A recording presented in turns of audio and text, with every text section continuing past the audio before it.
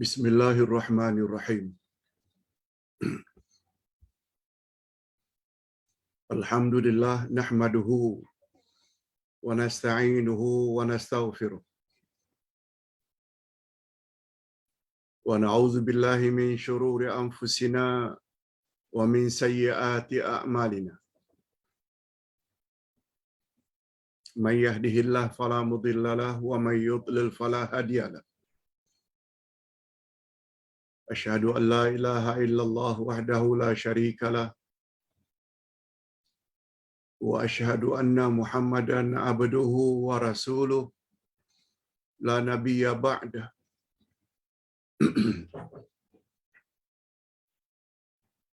Allahumma salli wa sallim ala nabiyyina Muhammad wa ala alihi wa sahbihi ajma'in, amma ba'd. Hadirin dan hadirat serta para pemirsa yang saya hormati, kita bersyukur kehadirat Allah Azza wa Jalla. Berkat taufiknya kita dapat bertemu kembali dalam majlis ilmu pada pagi ini. Majlis yang pernah disebut oleh Nabi dengan panggilan taman-taman syurga di atas muka bumi. Gelaran tersebut menunjukkan begitu tinggi kedudukan orang-orang yang menghadirkan diri dalam majlis ilmu, sehingga majlis ilmu dipanggil oleh Nabi sebagai taman-taman syurga. Sebab fadilat menghadirkan diri ke dalam majlis ilmu disebut oleh Nabi dalam hadis sahih, man salaka tariqan yaltamisu fihi ilma sahalallahu lahu bihi tariqan ilal jannah. Siapa bersungguh-sungguh pergi ke majlis ilmu, niscaya Allah permudahkan baginya jalan ke syurga. Ilmu yang paling tinggi, ilmu yang paling tinggi nilainya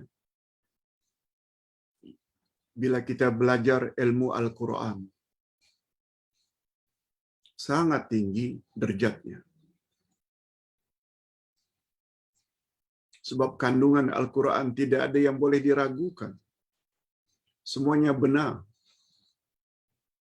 Sehingga mendapat jaminan dari Nabi sallallahu alaihi wasallam, bila dalam hidup kita ikut Al-Quran dan sunnah baginda, kita tidak akan sesat untuk selama-lamanya. Sebabnya syukur, alhamdulillah, bapa-bapa dan ibu-ibu serta para pemirsa sekalian, kita yang walaupun dulu-dulunya agak leka mempelajari Al-Quran,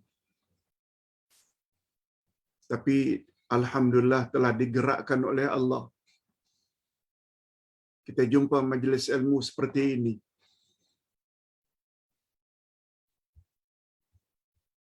Sehingga dalam seminggu kita bedah 8 buku, 8 kitab kita bedah dalam seminggu.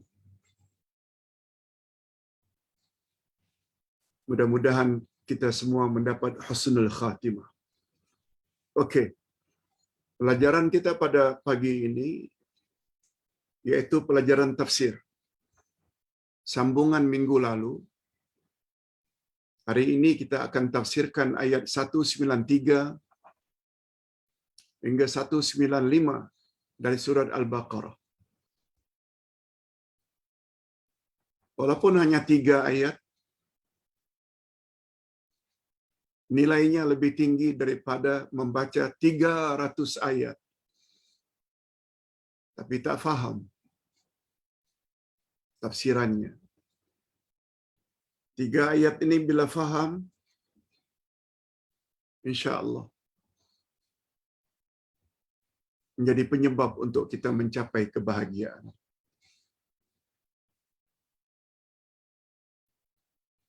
tajuk yang akan dibahas dalam 3 ayat ini, jangan campakkan dirimu ke dalam kebinasaan.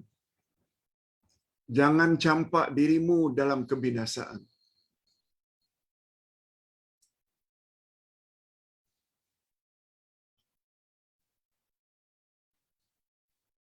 Jangan binasakan dirimu. Itu maksudnya.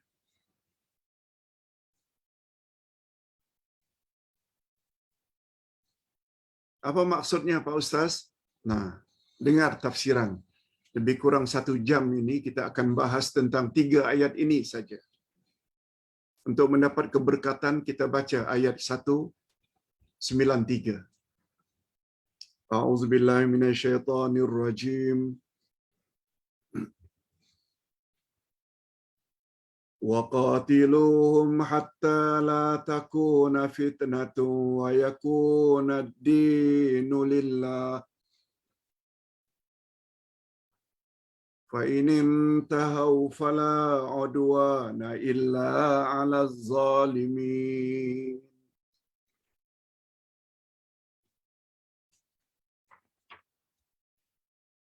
Terjemahan ayat. Dan perangilah mereka, yakni orang-orang kafir yang mengganggu kamu, yang membuat kamu tidak tenang dalam beragama. Orang kafir yang telah mengganggu kamu, yang memerangi kamu, perangi mereka, lawan mereka. Sehingga tidak ada fitnah lagi. Sehingga ketaatan itu semata-mata untuk Allah. Jika mereka berhenti dari memusuhi kamu, maka tidak ada permusuhan lagi. Jangan perangi mereka. Kalau mereka baik-baik,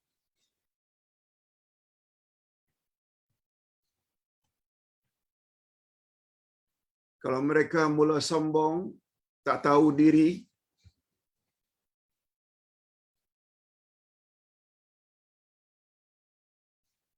lawan mereka. Tapi bila mereka sudah tidak lagi memusuhi kamu, henti, jangan berperang lagi. Kecuali orang-orang yang zalim. Okey. Ayat Quran. Begitu arahan Allah kepada kita orang-orang yang beriman. Jangan kasih peluang orang kafir menguasai negeri kamu. Itu maksudnya. Apalagi setelah menguasai negeri kamu, perlembagaanmu, ketetapan yang telah kamu buat dalam perlembagaan, mula dirobek-robek. Islam sebagai agama resmi mula dipertikaikan. Institusi daraja sudah mula diganggu gugat. Bahasa Melayu sudah mula diganggu gugat. Perangi mereka. Quran cakap.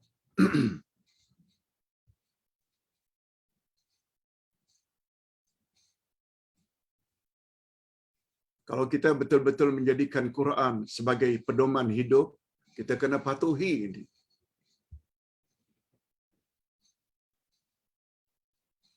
Bagi orang yang tidak faham, memang terus akan tidak faham. Alah, Pak Ustaz ni dah mula bercakap politik lah ni.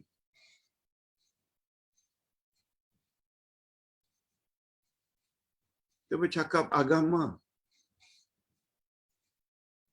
Kita nak menyampaikan apa yang Allah katakan dalam Al-Quran, yang selama ini kita tak faham. Okey, kita terus saja kepada tafsiran ayat. Dalam ayat-ayat sebelum ini Allah Subhanahu Wa Taala menyuruh orang-orang yang beriman, orang beriman macam kita, agar memerangi orang-orang kafir di mana saja mereka dijumpai dan mengusir orang-orang kafir dari tempat mereka, yaitu Mekah. Ini pada asalnya umat Islam termasuk Nabi Muhammad diusir sehingga terpaksa berhijrah ke Madinah.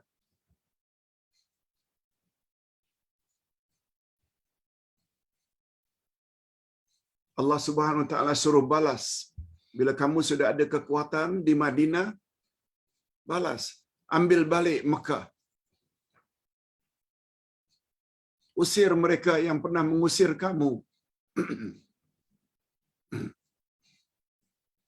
Adapun pada ayat-ayat berikutnya Allah Subhanahu wa taala menyatakan matlamat pengusiran tersebut. Apa tujuan pengusiran? Musyrikin Mekah diusir dari Mekah sehingga Mekah diisytiharkan sebagai tanah haram. Haram dimasuki oleh orang-orang kafir agar tidak ada lagi fitnah dan agar umat Islam merasa aman dalam mentaati Allah tanpa gangguan orang kafir. Yes.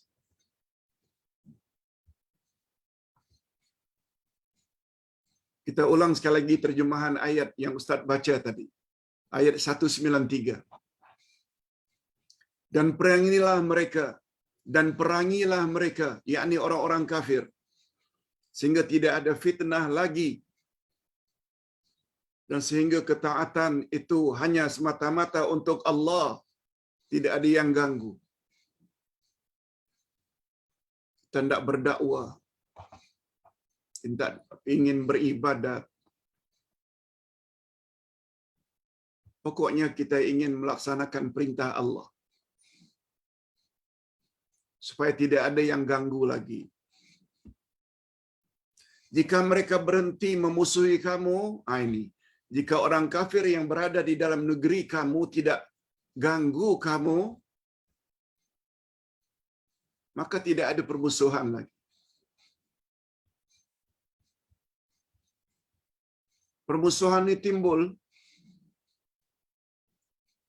bila mereka yang memulai sikap permusuhan. Kecuali terhadap orang-orang yang zalim. Kecuali terhadap orang-orang yang meneruskan permusuhan mereka terhadap umat Islam. Terus perangi mereka. Dalam ayat ini Allah Subhanahu wa taala menyuruh umat Islam. Apa yang Allah suruh kepada kita umat Islam? Supaya memerangi orang-orang kafir sehingga tidak ada lagi fitnah dan kekufuran serta gangguan yang mengancam kewujudan Islam di Mekah. Disebut di Mekah ni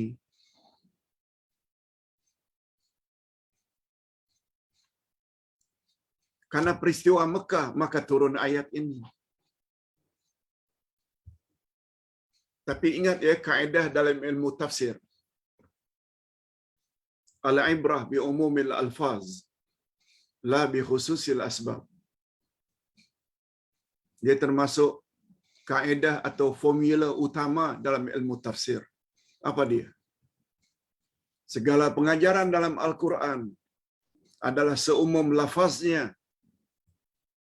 Ia bukan khas untuk orang-orang yang karenanya ayat itu diturunkan. Jadi walaupun ayat ini diturunkan sempena sikap musyrikin mengusir Nabi Muhammad sallallahu alaihi wasallam dan orang-orang yang beriman, tapi pengajaran ayat ini am untuk seluruh zaman, termasuk zaman ini. Jika ada gejala-gejala dari orang-orang kafir yang ingin merongrong maknanya ingin menguasai satu-satu negeri yang bukan milik mereka,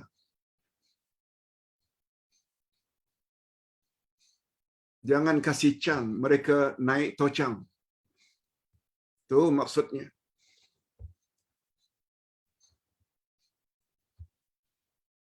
Yang dimaksudkan dengan sehingga tidak ada fitnah lagi. Nah, perangi mereka sehingga tidak ada fitnah lagi.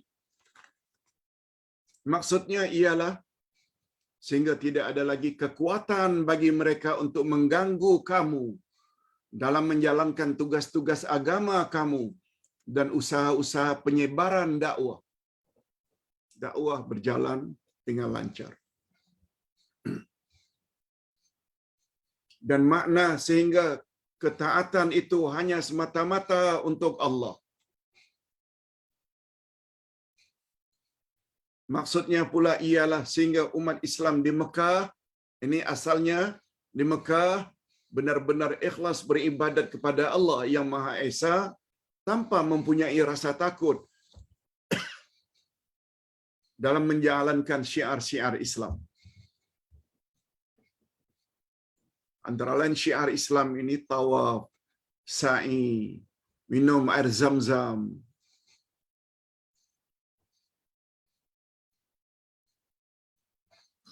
melantar jamarat di Mina, ukuf di Arafah, supaya tidak ada yang ganggu. Sebagaimana dimaklumi bahawa orang-orang kafir di Mekah pada peringkat awal keislaman sungguh bebas dan aman menjalankan ibadat-ibadat mereka seperti menyembah berhala. Di sekitar Kaabah saja ada 360 berhala terpacak.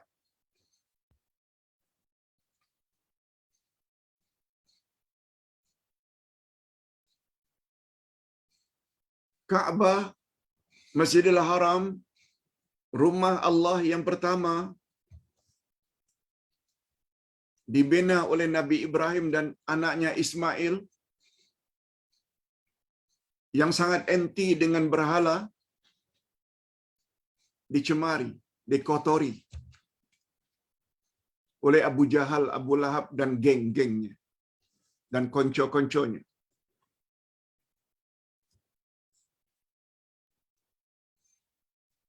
Kota Mekah menjadi pusat kesyirikan.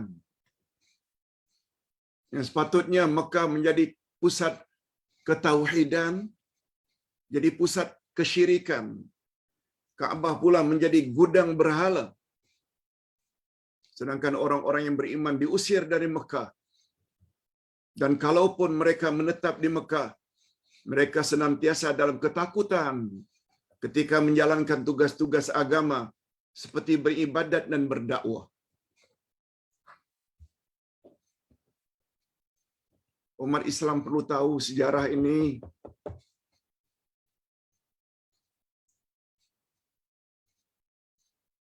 Alhamdulillah sekarang kita tahu. Walaupun sebelumnya kita tak tahu, alhamdulillah sekarang kita tahu. Sudah tahu, ikuti, patuhi. Sami'na wa ata'na, ya Allah. Ini yang membuatkan sebenarnya orang Islam menjadi tinggi, disegani. Tapi apabila tahu tapi tidak diamalkan, mereka menjadi bahan cemohan, diperlekeh oleh orang-orang kafir. Karena mereka tidak amalkan apa yang Allah Subhanahu wa ta'ala. Padahal Allah janji pada ayat 7 surat Muhammad. In tansurullah yansurkum wa yuthabbit aqdamakum. Bila kamu bantu Allah, niscaya Allah bantu kamu dan Allah akan teguhkan pendirian. Dan Allah tak pernah mungkir janji. Apa makna bantu Allah? Bantu agama Allah dengan melaksanakan suruhannya. Sampaikan kebenaran. Berapa banyak umat Islam yang takut, ditegur sedikit, dipulau sedikit, give up, serik, berhenti. Orang macam itu tidak akan bahagia. kita mesti cekal. Sebab Allah pasti bantu kita bila kita bantu agamanya. Tetapi sekiranya orang-orang kafir tersebut berhenti memerangi kamu atau berhenti memusuhi kamu umat Islam, maka umat Islam juga mestilah menghentikan permusuhan dan mereka mesti berhenti memusuhi mereka kecuali terhadap orang-orang yang zalim sebagai pengajaran bagi mereka sehingga mereka menghentikan permusuhan sepenuhnya.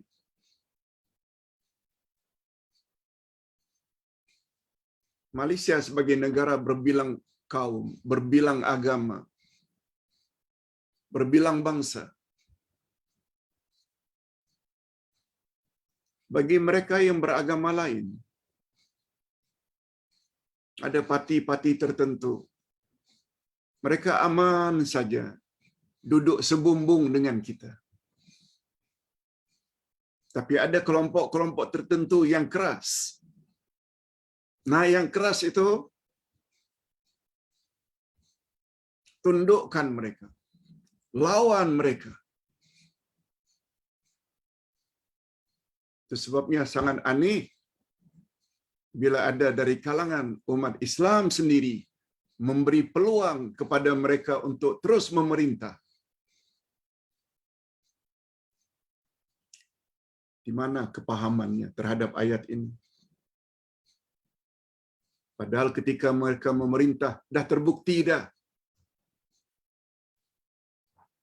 Mereka ingin robah perlembagaan yang ada.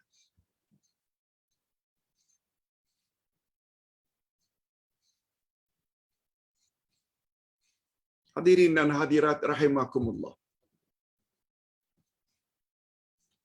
Kita teruskan dengan ayat berikut. Ayat 194. Asy-syahrul haramu bisyahril harami wal hurumatu qisas. Wa man i'tada 'alaikum fa'tadu 'alaihi bimithli ma i'tada 'alaikum. Wattaqullaha wa'lamu annallaha ma'al muttaqin. Bulan haram dengan bulan haram pada suatu yang patut dihormati dan pada sesuatu yang patut dihormati berlaku hukum qisas. Oleh itu barang siapa yang menyerang kamu, barang siapa yang menyerang kamu, memerangi kamu, memusuhi kamu, apa kata Allah? Maka seranglah mereka seimbang dengan serangan mereka terhadapmu.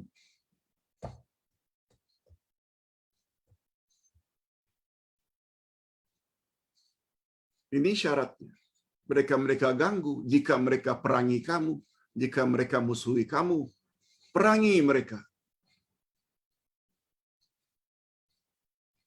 Bertakwalah kepada Allah dan ketahuilah bahwa Allah beserta orang-orang yang bertakwa.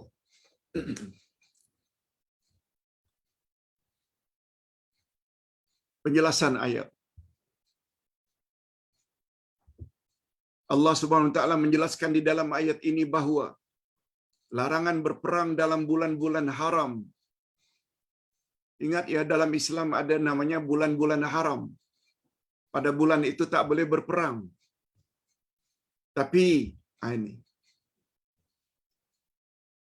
andai kata dalam bulan haram mereka serang kamu, tidak salah kamu serang walaupun bulan itu bulan haram. Sebab sikap kamu bersifat defensif, bukan ofensif. Kan ada istilah itu, menyerang. Dan satu lagi mempertahankan diri, defensif. Walaupun bulan-bulan haram itu kamu tidak boleh berperang, tapi bila orang kafir itu memerangi kamu, walau dalam bulan haram, balas. Tak dosa. Itu maksudnya. Walaupun tidak boleh berperang dalam tanah suci Mekah, tapi bila ada serangan dari pihak musuh membuat keonaran, kekacauan di dalam Masjidil Haram, perangi mereka walaupun tempat itu tempat suci. Sebagaimana yang berlaku pada tahun 89. Yes.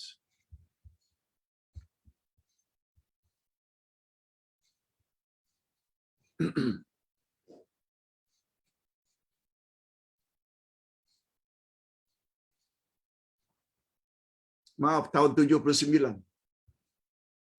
Syiah cuba nak takluk Mekah. Ketika itu Ustaz berada di Riyadh. Masih belajar. Setahun sebelum Ustaz balik, ada serangan ingin menguasai Masjidil Haram.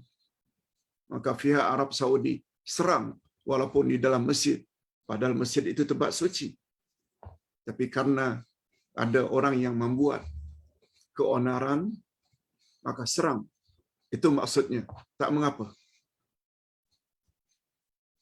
Umat Islam diperbolehkan membalas serangan yang dimulakan oleh orang-orang kafir walaupun dalam bulan-bulan haram.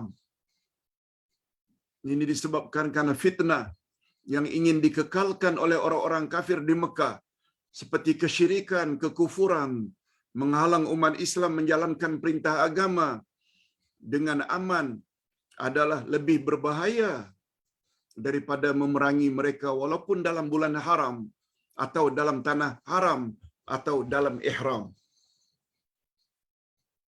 Itu sudah menjadi ketetapan agama. Ia termasuk bab darurat.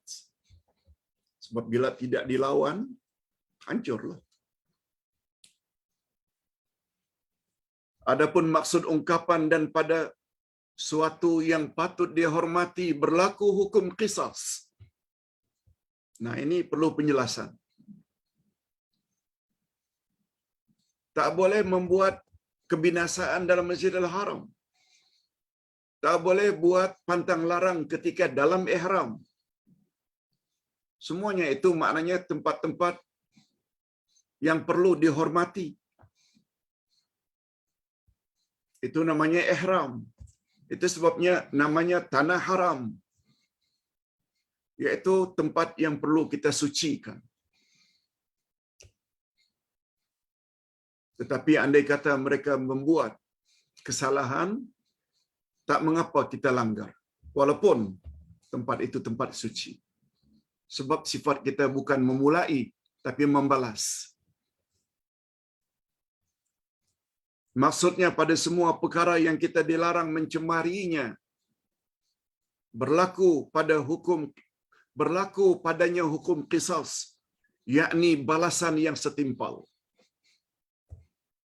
Termasuklah sesuatu yang patut dihormati, seperti tanah haram Mekah, seperti bulan-bulan haram, tak boleh berperang, kehormatan berihram, atau lebih umum dari itu, iaitu semua yang disuruh oleh agama agar dihormati, seperti kehormatan darah dan harta, maka kita dibolehkan untuk membalasnya dengan balasan yang setimpal.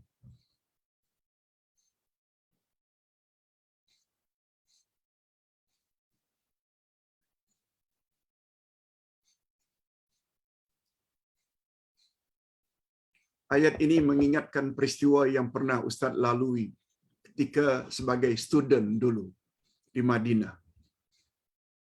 Setiap tahun kami berpeluang untuk naik haji. Selama 8 tahun, 8 kali haji. Waktu itu, setelah atau semasa menjadi student. Sebab di musim haji kami cuti. Berpeluang untuk pergi haji. Pendek cerita, sudah pakai ihram. Dalam perjalanan ke Mina, dari Arafah ke Mina, pakai ihram.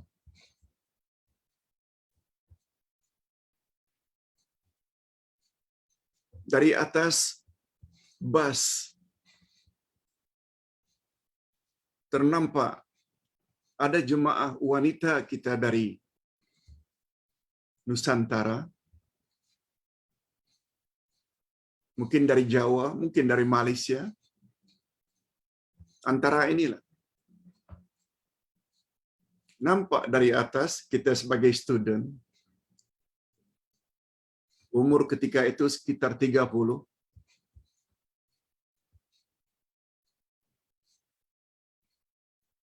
Ternampak dari atas pemuda Arab ganggu jemaah haji wanita, gadis-gadis wanita jemaah haji dari Asia Tenggara, Ustaz tak pasti dari mana, cubit sana, cubit sini, terpekik-pekik.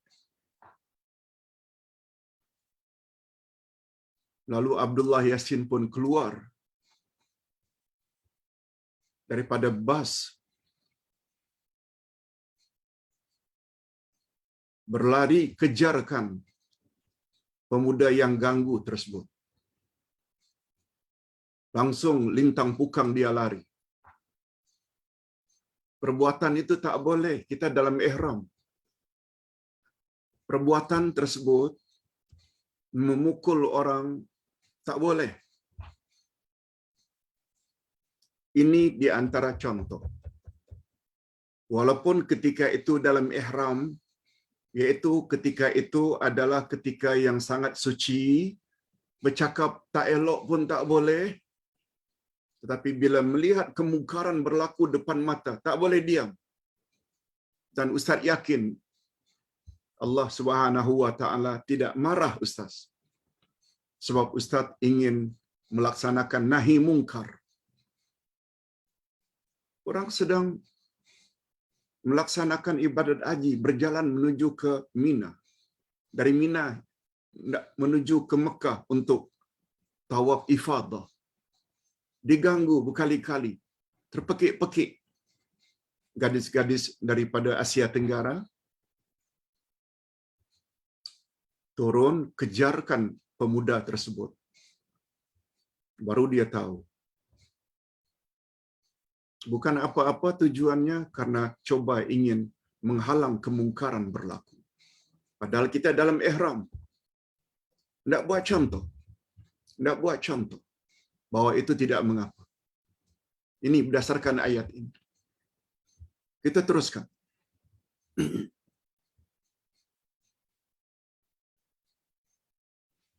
Oleh sebab itu, sesiapa yang menyerang kamu, umat Islam, dalam bulan-bulan haram atau di tanah haram, maka kamu diperbolehkan menyerang mereka pada bulan dan tempat tersebut sebagai qisas. Sebagai qisas, qisas maknanya balasan yang setimpal. Dia buat keonaran kepada orang lain, kita balas. Kita halang. Begitu juga jika membunuh. Begitu juga jika membunuh, melukai dan sebagainya. Itu sebabnya ada hukum qisas. Siapa yang membunuh dalam Islam, bila cukup bukti dan saksinya, dia hendaklah dibunuh. Dipancung kepalanya. Dan alhamdulillah Ustaz dapat rezeki 2-3 kali juga melihat orang yang dipancung di halaman Masjid Nabawi setelah selesai salat Jumaat. Betul-betul terpisah kepala dengan. Sebabnya orang sangat takut membunuh kalau di Arab Saudi. Karena hukum Allah dilaksanakan. Oleh sebab itu, sesiapa yang menyerang kamu, umat Islam, dalam bulan haram atau di tanah haram, maka kamu diperbolehkan menyerang mereka pada bulan dan tempat tersebut sebagai qisas. Begitu juga jika mereka membunuh, melukai dan sebagainya, juga termasuk bab ini. Jika mengambil harta seseorang secara batil, maka kita diperbolehkan mengambil kembali harta tersebut sebagai balasan. Hanya dalam hal ini para ulama berbeza pendapat. Kita berhak mendapat dari seseorang, tapi orang itu tidak berikan pada kita. Kita boleh ambil harta milik kita itu yang dia tidak bagi. Cuma para ulama dalam hal ini berbeza. Ulama fiqh, kata mereka, jika sebabnya itu pasti, hukumnya boleh. Tapi bila tidak pasti, tak boleh kita ambil. Ini contohnya. Hanya dalam hal ini para ulama berbeza pendapat. Apakah orang yang mempunyai harta yang diambil secara batil tersebut diperbolehkan mengambil kembali sejumlah hartanya yang telah diambil atau tidak? Menurut pandangan ulama yang lebih kuat, ini menurut jumhur dan lebih kuat, sekiranya sebab-sebab haknya itu nyata dan jelas, maka diperbolehkan mengambilnya. Seperti seorang istri diperbolehkan mengambil harta suaminya menurut ukuran yang patut dan wajar jika suaminya enggan memberi nafkah. Nih, ibu-ibu, dengar baik-baik ini. Andai kata punya suami yang telah ditetapkan oleh agama mesti menyara isteri dan anak-anak, lalu mereka tidak beri saraan, maka isteri boleh ambil harta suami tanpa pengetahuan suami dalam kadar yang telah bersesuaian. Sebab Nabi Muhammad sallallahu alaihi wasallam pernah didatangi oleh Hindun yang suaminya Abu Sufyan.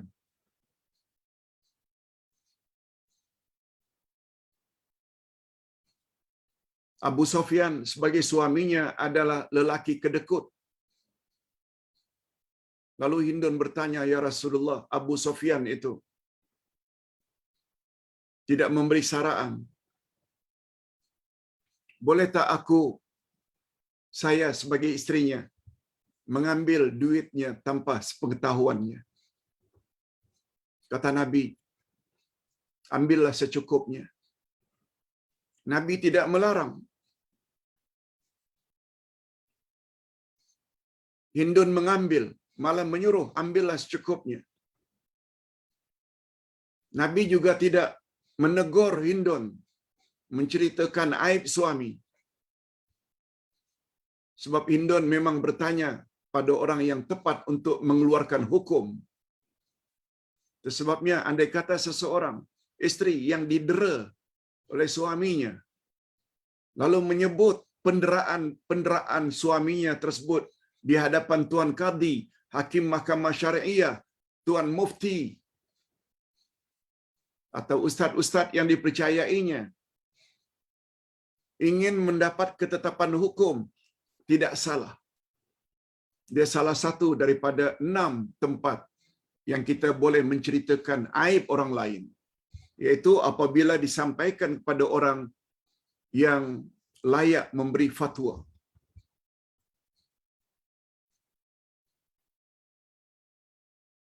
Saraan hidup adalah hak yang pasti, wajib diberi oleh suami. Oleh sebab itu, bila suami tidak mau memberi, isteri ada hak untuk mengambil, sebab itu adalah haknya yang sudah pasti.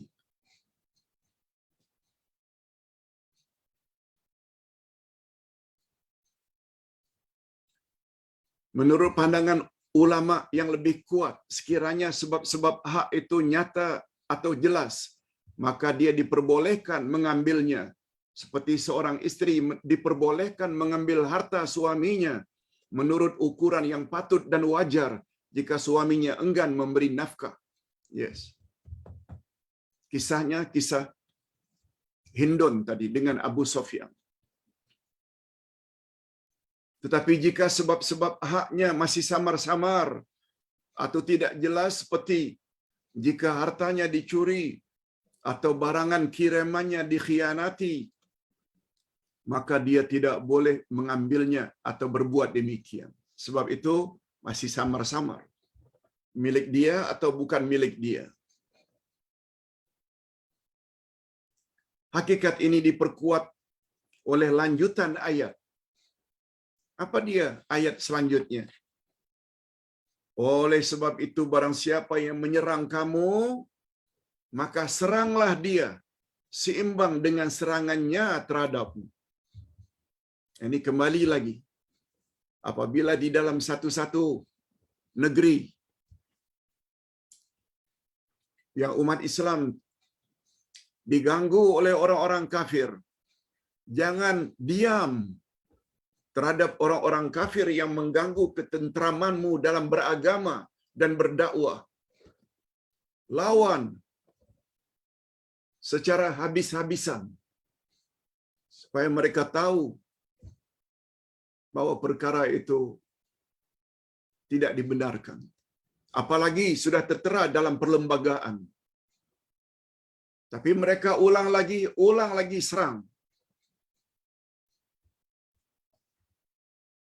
Sekali lagi Ustaz bercakap apa yang Allah kata dalam Al-Quran. Kita mesti ikhlas dalam belajar sebelum mati. Sebab nanti pada penghujung ceramah Ustaz akan jawab 3 soalan. Ada kaitan dengan masalah ini.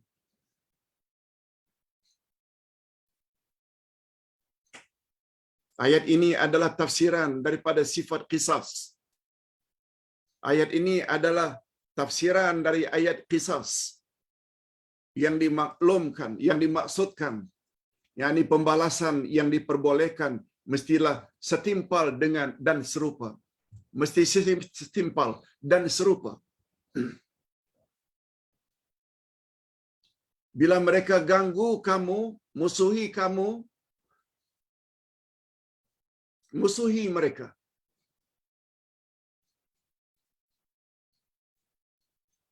Jangan berangkul-rangkulan dengan orang kafir yang jika kita tahu sifat mereka itu ingin ambil peluang untuk menguasai negeri kita. No. Hanya orang jahil saja yang boleh berfikiran macam itu. Jahil Al-Quran maksud Ustaz. Jahil hukum. Padahal Allah telah berfirman pada ayat 3 surat Al-Ma'idah.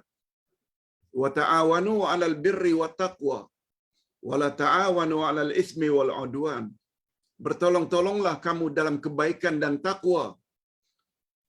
Jangan sekali-kali kamu tolong-menolong dalam perkara dosa dan permusuhan.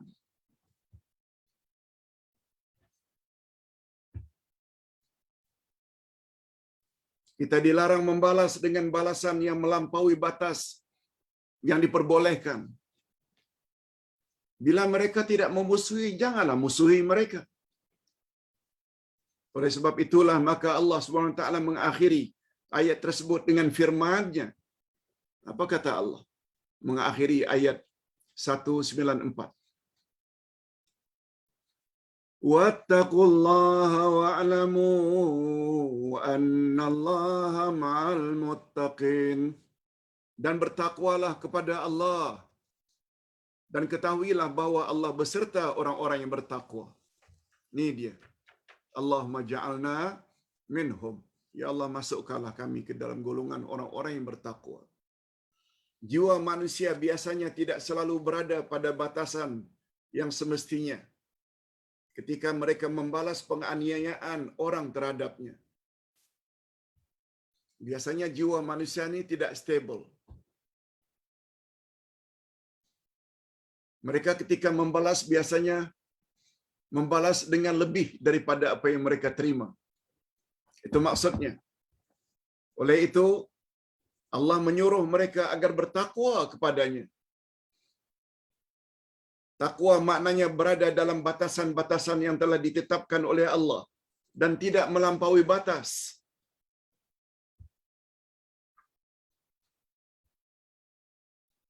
Jangan orang ganggu awak sedikit, awak balas dengan lebih besar. Jangan. Itu zalim namanya. Atau sebaliknya. Atau sebaliknya. Orang musuhi awak, orang ganggu awak, lalu awak diam saja, tak melawan, pun bukan orang takwa. Lawan mesti lawan. Jangan tak lawan. Dan ketika melawan musuh, jangan berlebih-lebihan. Itu maksudnya. Mereka apabila mereka berhenti memusuhi kamu, jangan musuhi mereka. Dan Allah mengkhabarkan bahwa Dia senantiasa bersama orang-orang yang bertakwa. Pandai meletakkan sesuatu pada tempatnya. Mana? Pada penghujung ayat 195, apa kata Allah? Ini ada kaitannya dengan topik. Jangan campakkan dirimu dalam kebinasaan. Apa maksudnya, Pak Ustaz? Bukan sekedar campakkan diri dari tingkat 13, terjun. Bukan berada di tempat yang berbahaya, dekat kawasan-kawasan banyak binatang buas. Itu termasuk juga. Tapi bukan hanya itu. Coba perhatikan tafsiran ayat. Wa anfiqu fi sabilillahi wa la tulqu bi aydikum ila tahlukah. Belanjakanlah harta bendamu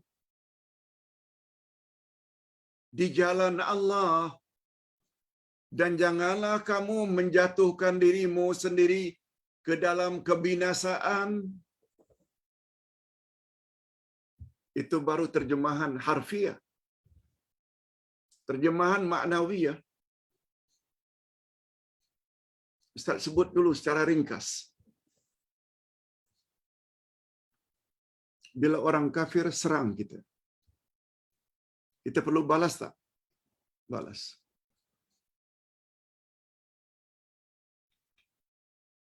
Orang kafir ada persenjataan yang lengkap.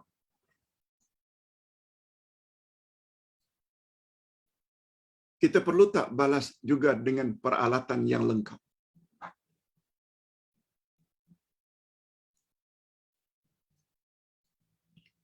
Berperang di jalan Allah ini dia ada dua sudut. Sudut physical.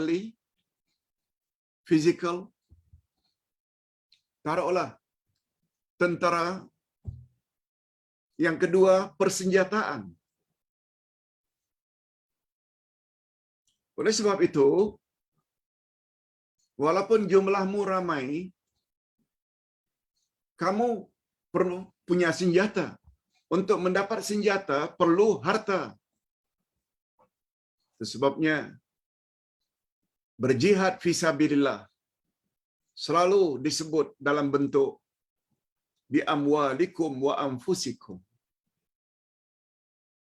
Berjihad di jalan Allah, berperang di jalan Allah dengan dirimu dan harta kamu. Oleh sebab itu dalam kita melawan orang-orang kafir, kita lokek. Bermakna awak telah membinasakan atau menjatuhkan diri awak dalam kebinasaan. Awak akan kalah. Yes, lebih kurang macam itu. Dalam ayat ini Allah menyuruh umat Islam agar menafkahkan. Ini dia lebih jelas. Dan membelanjakan harta di jalan Allah. Yaitu semua jalan yang boleh membawa kepada kebaikan. Seperti membantu orang miskin, membantu anak yatim, membantu kaum kerabat yang memerlukan dan orang-orang yang berhak untuk disara hidupnya.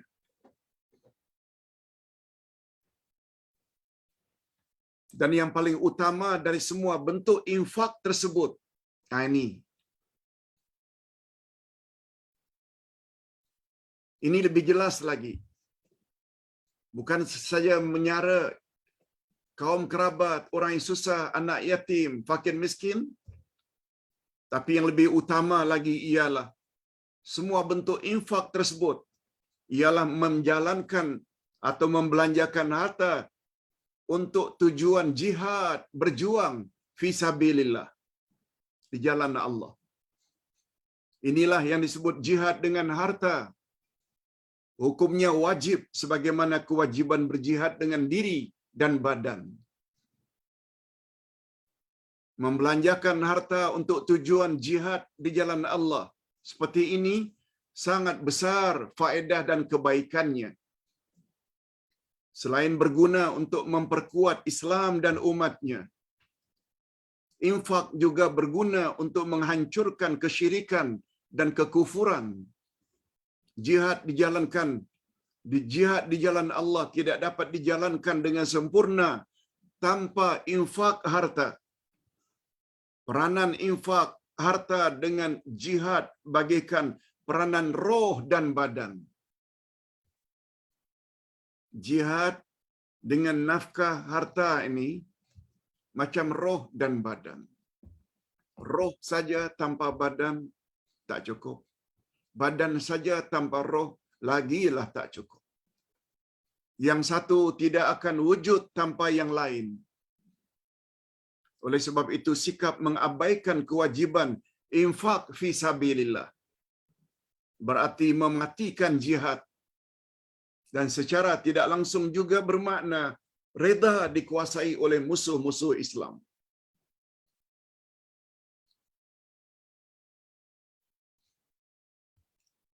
Hadirin dan hadirat, sebagai contoh apa yang Ustaz telah buat untuk Batam. Ingin tolong umat Islam di sana yang hidup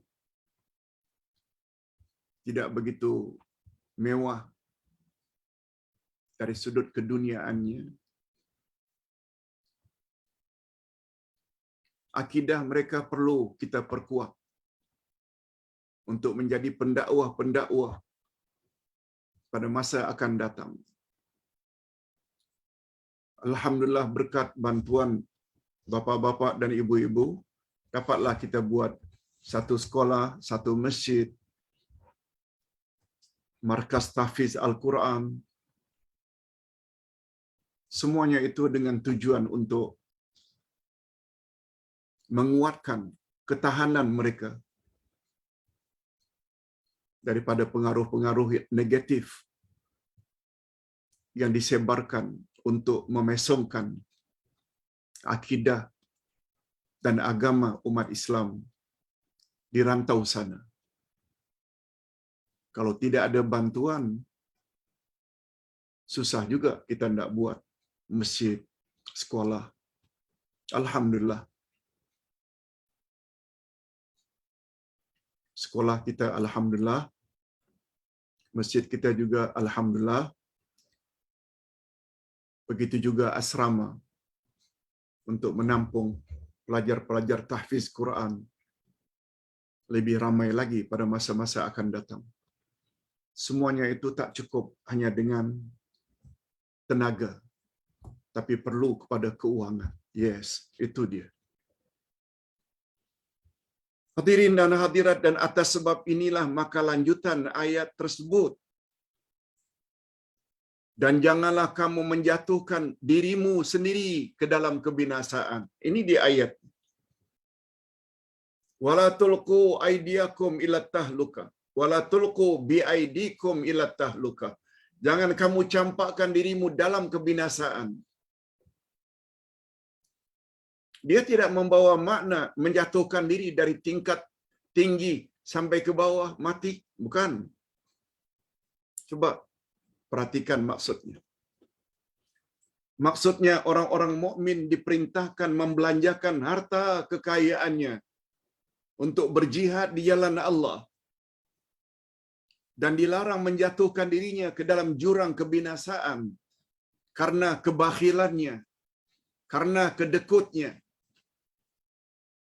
Jika suatu kaum menghadapi peperangan sedangkan mereka yang mempunyai harta bersikap bakhil, tidak mau membiayai peperangan, maka perbuatannya itu telah membinasakan diri mereka sendiri. Akhirnya tidak wujud sekolah agama, sekolah tahfiz, rumah anak yatim, masjid, dan lain-lain.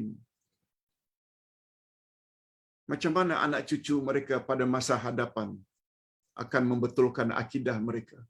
Bukankah itu bermakna disebabkan kebakhilan kita, akhirnya binasalah anak cucu di masa depan?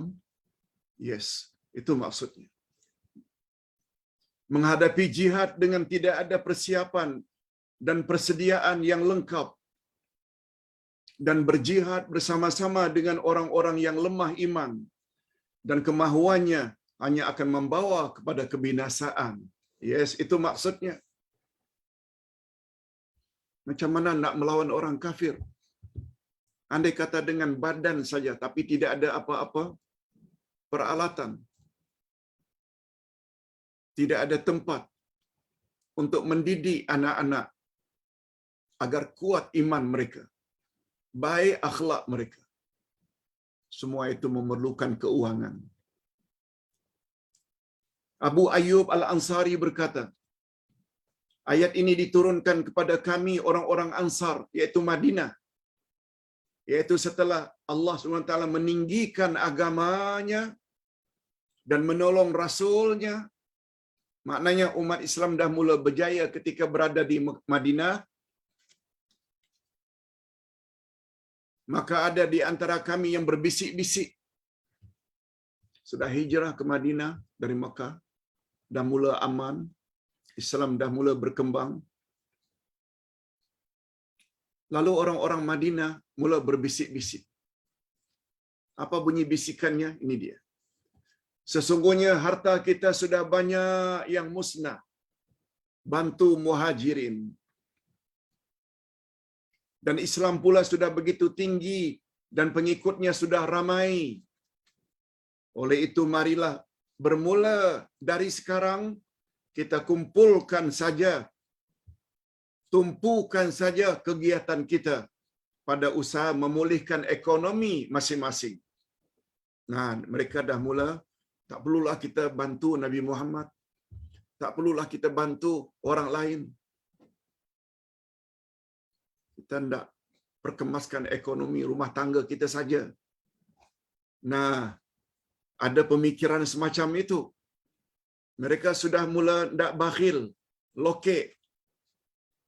Lalu Allah Subhanahu wa taala turunkan ayat ini sebagai bantahan terhadap apa yang kami telah katakan. Itu pengakuan seorang Ansar sendiri.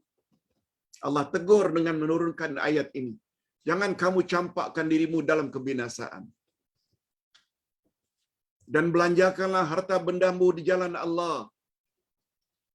Jadi maksud ayat ini ialah kebinasaan akan muncul dengan sendirinya jika kita hanya menumpukan perhatian pada pengumpulan dan memperbanyak harta dan meninggalkan jihad fi sabilillah. Kita akan terdedah dengan kebinasaan. Hadis riwayat Abu Dawud, Tirmizi, Ibnu Hibban, Al-Hakim, dan hadis ini sahih menurut Ibnu Hibban. Sedikit lagi. Menurut Syekh Abdul Rahman bin Nasir As-Sa'di, dalam kitab tafsirnya, tafsir Kalam Al-Mannan, yang dimaksudkan dengan menjatuhkan diri ke dalam kebinasaan sangat luas maknanya. Antara lain, apa dia antara lain? Meninggalkan jihad fi sabilillah. Yaitu dalam bentuk mengabaikan infak fi sabilillah. Orang ingin bina masjid, orang ingin membina madrasah, markas tahfiz Quran, kita lokek. Itu maksudnya. Meninggalkan apa-apa yang disuruh oleh Allah. Allah suruh tadi lawan orang kafir yang mengganggu kamu. Kita diam saja. Semua itu termasuk ke dalam menjatuhkan diri dalam kebinasaan.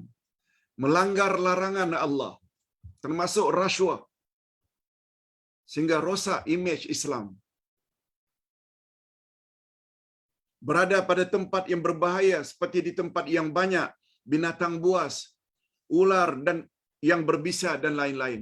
Semua termasuk ke dalam kategori menyampakkan diri dalam kebinasaan. Para ulama juga menggunakan ayat ini sebagai dalil atau hujah untuk mengharamkan menghisap rokok atau yang sejenis dengannya, dada. Karena sudah disepakati oleh para doktor bahwa merokok sememangnya boleh merosakkan kesehatan diri. Nak merokok juga. Padahal semua doktor kata rokok dapat merosakkan kesehatan. Ini belum lagi dilihat dari sudut lain. Rokok pada umumnya adalah milik orang kafir. Malah Israel telah membuat kenyataan beberapa jenama rokok tersendiri. Telah support mereka dengan duit berjuta-juta untuk Israel membunuh umat Islam. Belum lagi kita lihat dari sudut itu. Belum lagi kita lihat rokok itu bau yang sangat busuk sehingga malaikat tidak mau dekat. Itu juga termasuk ke dalam jangan kamu campakkan dirimu dalam kebinasaan. Dan karena membelanjakan harta di jalan Allah termasuk dalam salah satu cabang ihsan, menafkahkan harta di jalan Allah termasuk ke dalam ihsan, lalu Allah menyuruh kita orang-orang yang beriman agar berbuat ihsan secara umum. Sebabnya ayat tersebut Allah akhiri dengan wa ahsinu innallaha yuhibbul muhsinin. Berbuat baiklah kamu karena Allah menyukai orang-orang yang berbuat baik. Termasuk yang infak. Tolong mana-mana untuk menegakkan agama Allah. Perintah berbuat ihsan dalam ayat ini bersifat umum dan mencakupi semua jenis ihsan, termasuk Islam dalam ihsan dalam harta, mal, ihsan dalam kedudukan, jah. Bila ada kedudukan, manfaatkan kedudukan untuk menguatkan agama Allah. Ihsan dalam pertolongan, iaitu syafaat. Ihsan dalam menyuruh ma'ruf. Ihsan dalam mencegah kemungkaran. Sebagaimana yang Ustaz lakukan tadi ketika dalam ihram. Itu ihsan juga. Menolong orang yang diganggu. Walaupun ketika itu dalam ihram. Tak mengapa. Dan ihsan dalam mengajar ilmu yang berguna. Sampaikan ilmu yang berguna dengan dalil dan hujjah. Kalau syirik, katakan syirik. Kalau bid'ah, katakan bid'ah. Kalau khurafat, katakan khurafat. Orang mau dengar, terima, alhamdulillah. Tak terima pun, awak punya tugas selesai. Yes, itu makna ihsan.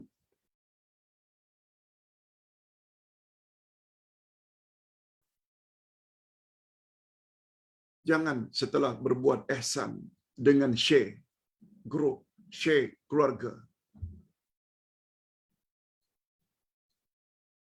Orang pulau kan sedikit saja dah give up.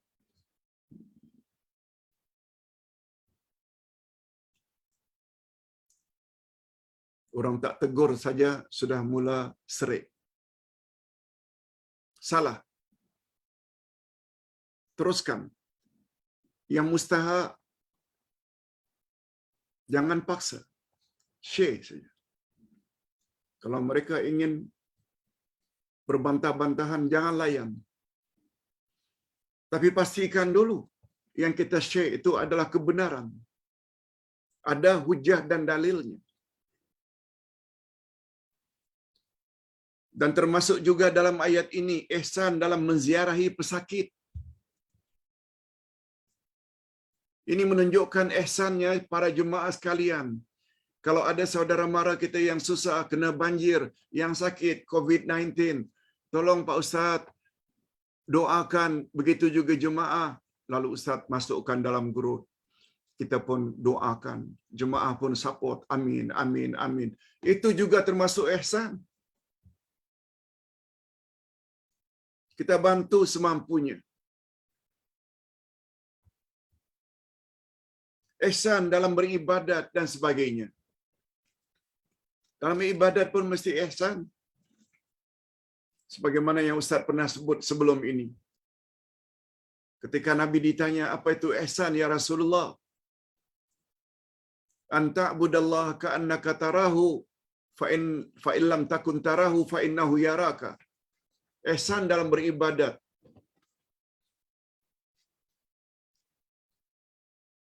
ialah kamu beribadat seolah-olah engkau melihat Allah. Dan seandainya engkau tidak dapat melihat Allah, engkau senantiasa yakin bahwa kamu dipantau, dilihat oleh Allah Subhanahu wa taala. Itu ihsan. Sebagaimana ihsan dalam dan dituntut. Sebenarnya ihsan dituntut dan diwajibkan atas semua keadaan. Ini sebagaimana sabda Nabi sallallahu alaihi wasallam, "Innallaha katabal ihsana ala kulli syai'. Fa idza qataltum fa ahsinul qatla wa idza dzabhtum fa ahsinuz dzabha. Wal yuhidda ahadukum syafratahu wal yurih zabihatahu." Rawahu Muslim. Sesungguhnya Allah telah mewajibkan berbuat ihsan atas segala sesuatu. Apabila kamu membunuh, maka berbuat ihsanlah dalam pembunuhan. Dan jika kamu menyembelih, maka berbuat ihsanlah ketika menyembelih. Dan hendaklah salah seorang kamu menajamkan mata pisaunya. Dan hendaklah dia melapangkan atau melegakan binatang sembelihan. Termasuk yang paling utama juga ihsan pada ibu bapa. Hadirin dan hadirat rahimakumullah.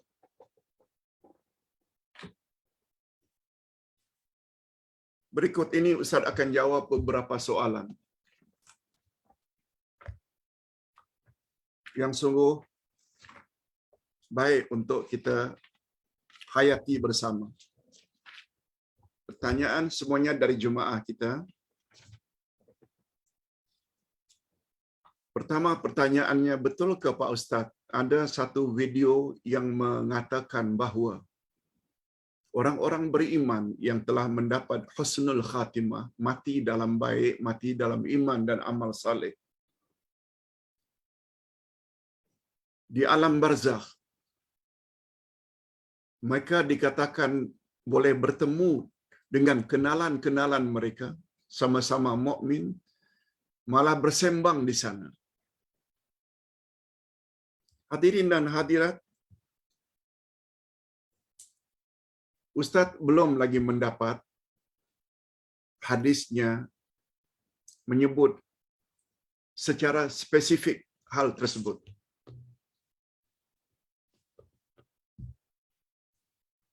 Kecuali tentang orang beriman bertanya kepada orang yang baru meninggal dunia tentang ahli keluarganya yang ada atau yang masih hidup, itu memang ada. Tetapi dalam perkara gaib ini, kita kena yakini bahwa di alam barzakh ada dua keadaan. Orang dalam kubur yang jika ditakdirkan oleh Allah dapat menjawab semua soalan, dia akan mendapat nikmat kubur.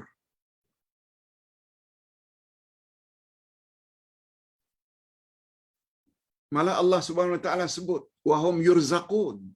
Dalam kubur mereka diberi rezeki.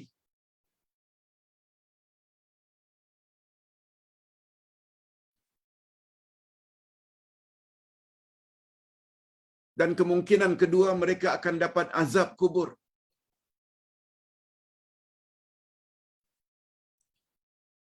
Keyakinan itu saja sebenarnya yang perlu kita yakini. keadaan orang dalam kubur walaupun di atasnya macam serupa saja, tapi nasib mereka dalam kubur berbeza.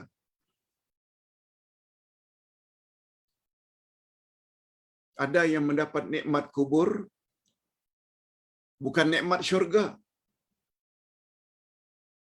Ada yang dapat azab kubur, bukan azab neraka. Azab neraka dan nikmat syurga itu hanya kita akan perolehi setelah kiamat, setelah timbang menimbang amalan. Alam barzakh belum lagi terjadi itu semua. Itu sebabnya namanya dalam kubur azab kubur. Jika nikmat namanya nikmat kubur, bukan syurga neraka.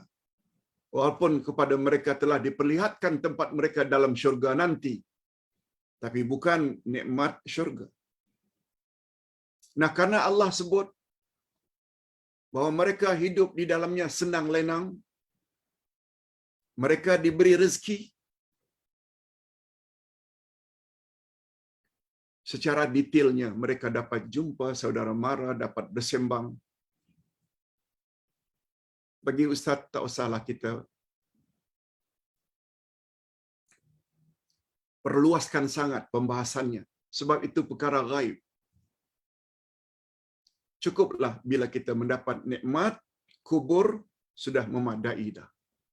Segala-galanya kita serahkan pada Allah. Okey, itu satu. Pertanyaan berikutnya yang kedua. Surat Hud ayat 44. Bunyi pertanyaan, Pak Ustaz,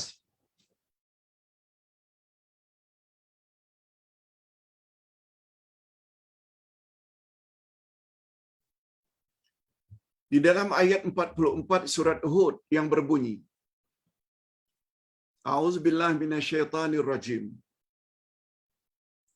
Wa qila ya ardu bla'i ma'aki wa ya sama'u aqli'i wa ghidal ma' wa qudiyal amr. Maknanya, wahai bumi, dikatakan, Allah berfirman.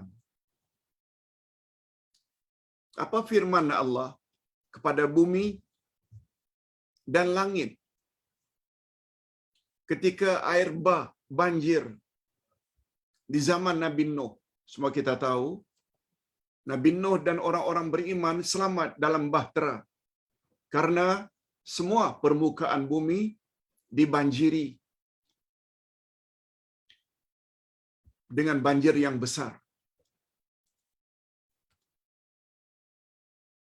Lalu Allah Subhanahu wa taala berfirman, wahai bumi, telanlah airnya. Maknanya, kamu hisap balik wahai bumi. Kata Allah kepada bumi. Wahai langit, ya sama, berhentilah kamu menurunkan hujan.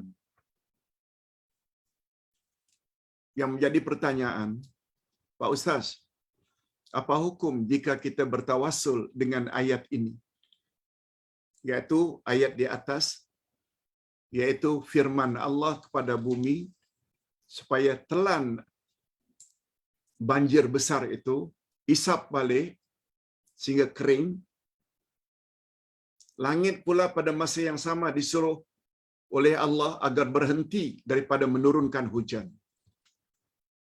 Pertanyaannya, apa hukumnya Ustaz jika bertawassul dengan ayat ini untuk syifa dalam keadaan banjir sekarang ini, supaya berhenti banjir? Sedikit penjelasan. Hadirin dan hadirat yang memberi arahan ini kepada langit supaya berhenti menurunkan hujan, memberi arahan kepada bumi supaya telan balik air bah tersebut sehingga kering permukaan bumi, itu adalah arahan daripada Allah. Bukan kita. Bukan kita pula suruh langit dan bumi berbuat demikian. Allah yang arah.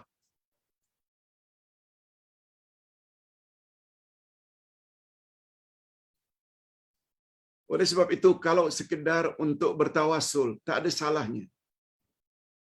Itu sebabnya lebih kurang 5 hari yang lalu, Ustaz ada doa dengan makna ayat ini. Doa Ustaz berbunyi, kalau tak salah, Ya Allah, Ya Tuhan kami, Engkau arahkanlah bumi supaya menelan air-air banjir yang melanda negeri kami. Engkau arahkanlah langit supaya berhenti dari menurunkan hujan. Tak ada salahnya.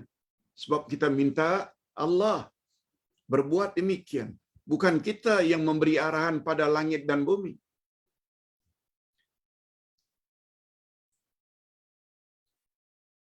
Ini namanya perintah Allah.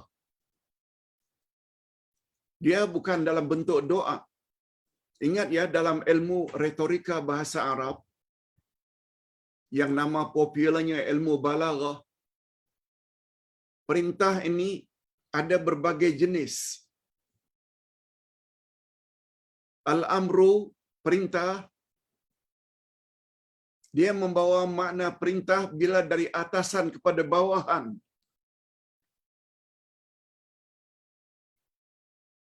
Tetapi bila dia perintah juga dari bawahan kepada atasan, dia bukan namanya perintah tapi doa. Rabbighfirli wa liwalidayya, ya Allah, ampunkanlah dosaku dan dosa kedua ibu bapakku. Ighfirli, ampunilah, itu perintah juga. Tapi karenanya datang dari manusia kepada Allah, dia dipanggil doa. Sama dengan ihdina siratal mustaqim, tunjuki kami ya Allah ke jalan yang lurus. Itu arahan kita kepada Allah, tapi bukan perintah. Ia membawa makna doa. Tapi kalau abli'i, ya ard abli'i, wahai bumi, telanlah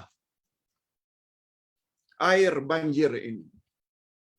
Waya sama, wahai langit, berhentilah daripada menurunkan hujan. Itu namanya arahan atau perintah, bukan doa.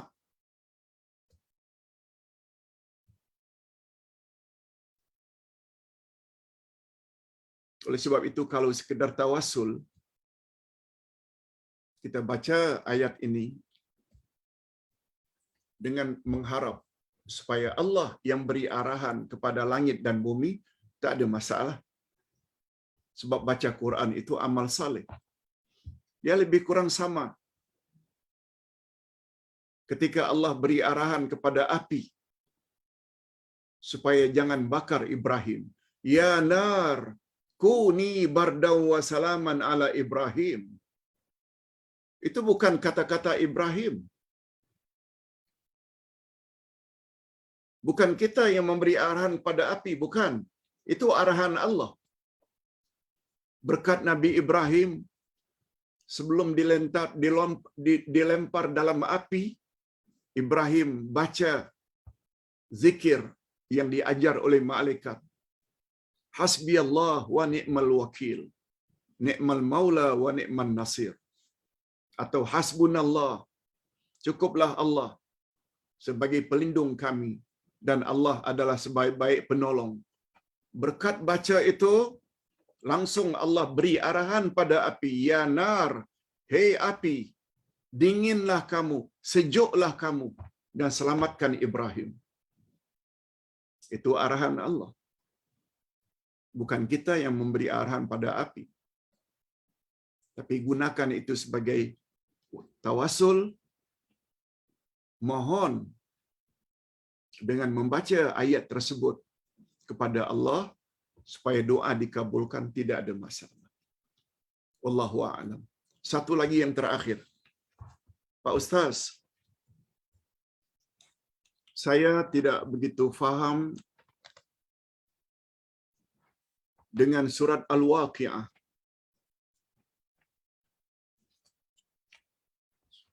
Surat Al-Waqi'ah ayat yang ke-86. 895. Harap bersabar sebentar. Ini soalan yang terakhir. Al-Waqi'ah ayat yang ke-86.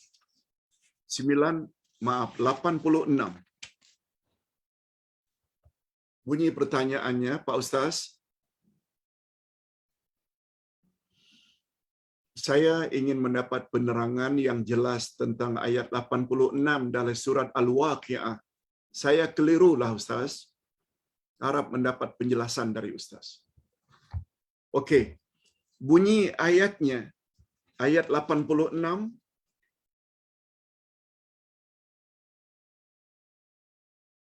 Falaula in kuntum ghaira madinin. Maka mengapa jika kamu tidak dikuasai oleh Allah? Memanglah, menurut bahasa, terjemah harfiah, literal translation, susah nak faham. Kefahaman hanya boleh melalui tafsir, terjemah maknawiyah.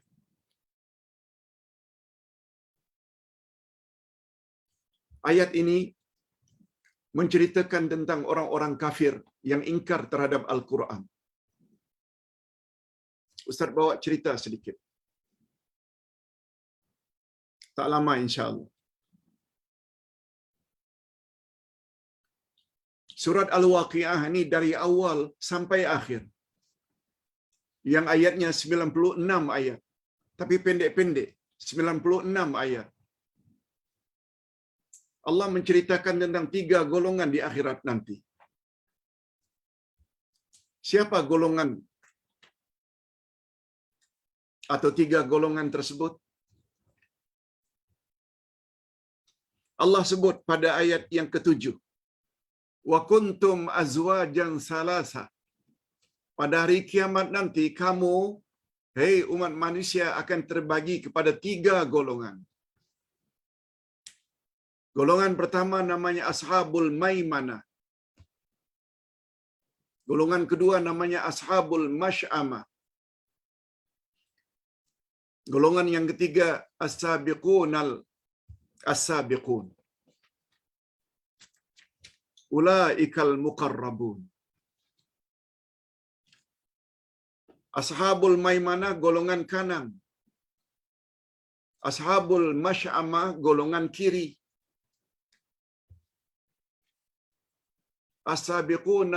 As-Sabiqun, ulaikal Muqarrabun, itu golongan yang paling dekat. Bila kita lihat tafsirannya,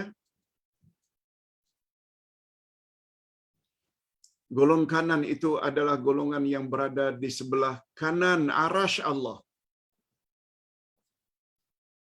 Golongan kiri, golongan yang berada pada sebelah kiri arasy Allah. Sedangkan golongan as-sabiqun ulaikal muqarrabun, mereka orang yang berada di hadapan arasy Allah. Mudah-mudahan kita termasuk ke dalam golongan as-sabiqun. Atau paling kurang ashabul maimanah, sebelah kanan. Jangan sebelah kiri. Ada pula yang mengartikan atau menafsirkan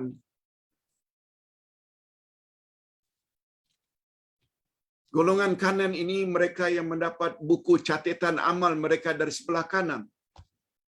Ini gambaran penghuni syurga. Golongan kiri, golongan yang menerima buku catatan amalan mereka dari sebelah kiri. Ini gambaran penghuni neraka. Dan ada pula mereka yang menerima buku catatan dari sebelah hadapan. Dari 3 golongan ini, yang paling tinggi adalah yang al-muqarrabun. Yang kedua, golongan kanan. Ini semua penghuni syurga. Dan yang terakhir penghuni neraka. Ashabul Masy'amah. Kemudian Allah Subhanahu wa taala menceritakan siapa ashabul maimanah, golongan kanan. Diceritakan mereka orang yang taat, orang yang bertakwa pada Allah. Al-muqarrabun, mereka lagi dekat daripada golongan maimanah. Al-masy'amah ini orang-orang kafir, orang-orang yang ingkar terhadap Allah. Okey, kita berbalik kepada pertanyaan. Setelah Allah Subhanahu wa taala menyebut bersumpah dengan Al-Quran. Al-Quran ini kitab yang sangat mulia. Dia adalah rezeki yang Allah berikan kepada umat manusia. Tapi sayangnya Al-Quran dihina. Ini ciri-ciri orang-orang ashabul masy'amah. Mereka tidak suka Quran. Mereka tidak percaya dengan Quran. Maka Al-Quran malah mereka perlekeh. Maka mereka perleceh. Mereka hina Al-Quran. Sebab kita tak boleh tengok hanya ayat 86. Tak boleh. Dia terletak pada sumpah Allah terhadap kemuliaan Al-Quran. Apa kata Allah? Afa bihadzal hadisi antum mudhinun? Itu ayat 81. Apakah kamu menganggap remeh terhadap Al-Quran? Kamu hina Al-Quran? Ini maknanya teguran Allah kepada orang kafir atau kepada orang Islam yang tidak ambil berat terhadap Al-Quran. Padahal dia tanzilun mir rabbir rahim, ia diturunkan dari sisi Tuhan sekalian alam. Apakah terhadap kitab itu kamu hina? Wa taj'aluna rizqakum annakum takzibun? Kamu mengganti rezeki yang Allah beri dengan mendustakan Allah. Quran yang Allah telah turunkan lalu kamu dustakan. Yes, itu maksudnya. Itu ayat 82. Falaula idza baghalatil hulqum. Ayat 83. Maka mengapa ketika nyawa sampai di hulqum? Maksudnya, orang-orang kafir, orang-orang ingkar, orang-orang yang tidak ambil berat terhadap Al-Quran.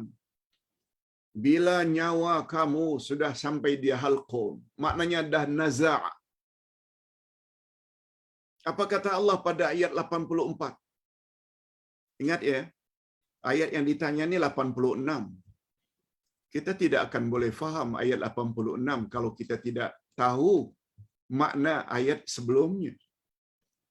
Ayat sebelumnya menyebut tentang sikap orang-orang yang ingkar terhadap Al-Quran. Padahal Quran itu adalah rezeki yang datang dari Tuhan untuk dijadikan pedoman. Ingat apabila kamu sudah naza' sakaratul maut, nyawa sudah sampai di hulqum. Itu ayat 83. Wa antum hina idzin tanzurun. Padahal kamu ketika itu melihat kawanmu itu sedang naza'. Lalu ayat 85, wa nahnu aqrabu ilaihi minkum walakin la tubsirun. Dan kami lebih dekat kepadanya daripada kamu, tetapi kamu tidak melihat. Nah, ayat 85 ini maksudnya bagaimana penderitaan orang-orang yang ingkar tidak ambil berat terhadap Al-Quran ketika didatangi oleh malakal maut, cabut nyawa mereka oleh malaikat yang bertugas. Kami tahu,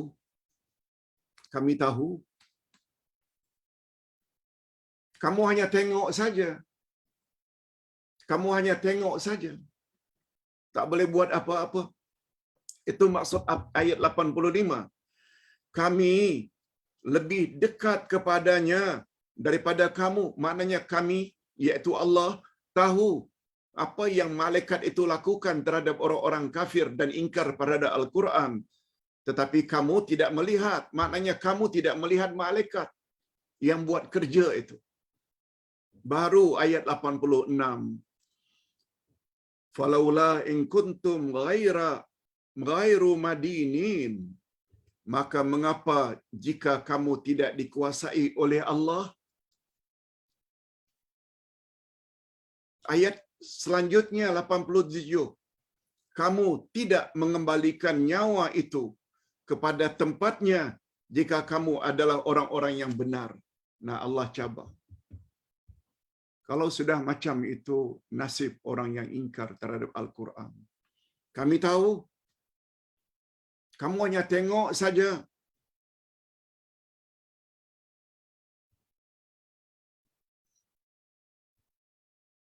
Ayat 86, mengapa jika kamu tidak dikuasai oleh Allah? Maksudnya, mengapa kamu tak tolong?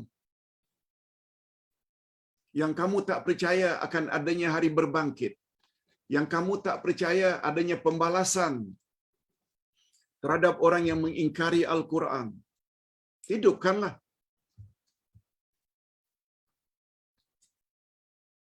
Itu sebabnya kata Allah Subhanahu Wa Taala pada ayat berikutnya, kamu tidak mengembalikan nyawa itu kepada tempatnya. Kalau kamu tak percaya, masukkan baliklah nyawa yang telah dicabut. Jika kamu adalah orang-orang yang benar. Kemudian baru ayat 88 Allah menceritakan tentang golongan yang berikutnya. Adapun jika dia orang-orang yang mati itu termasuk orang-orang yang didekatkan kepada Allah. Ini muqarrabun tadi. Apa nasib mereka? Maka dia memperoleh ketenteraman dan rezeki serta syurga kenikmatan. Begitu juga ashabul maimanah. Mudah-mudahan kita termasuk as-sabiqun as-sabiqun al-muqarrabun. Kita termasuk ashabul maimanah, orang yang dicabut nyawanya bagaikan air yang mengalir di dalam pemburu. Tapi orang kafir tidak. Jadi pertanyaan puan terhadap ayat 86, kita memang tak boleh terjemahkan ayat itu saja sebab dia ada kaitan dengan ayat sebelumnya, yaitu Allah mencabar. Kalau kamu memang tak percaya akan adanya hari pembalasan, kami tahu orang yang ingkar itu menderita ketika akan sakaratul maut. Kalau kamu mampu, masukkan balik roh ke dalam orang tersebut. Namun kamu tak akan mampu. Hadirin dan hadirat rahimakumullah. Ustaz kuatkan lagi hujah ini dengan ayat 124 dan 125 dari surat Taha. Apa kata Allah? Faman a'rada an dzikri fa inna lahu ma'isyatan danka wa nahsyuruhu yaumal qiyamati a'ma. Surat Taha ayat 124.